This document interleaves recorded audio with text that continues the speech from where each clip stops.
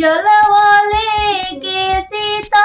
सुंदर कब से खड़ी बतला दो सखी श्री राम के काली बतला दो सखी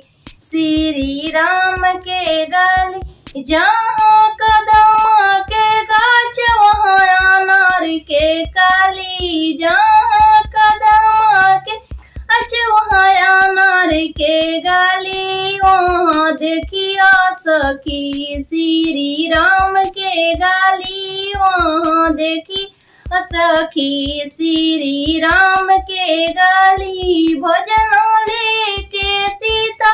सुंदर कब से खड़ी भजन लेके सीता सुंदर कब से खड़ी बतला दो सखी श्री राम के गली बतला दो सखी श्री राम के गली जहाँ कदम के गाछ वहाँ अनार के कली जहाँ कदम के गाछ वहाँ अनार के कली जहाँ लंका जली वहाँ हला चल मची वहाँ देखिया सखी श्री राम के गली वहाँ देखिया सखी श्री राम के गली।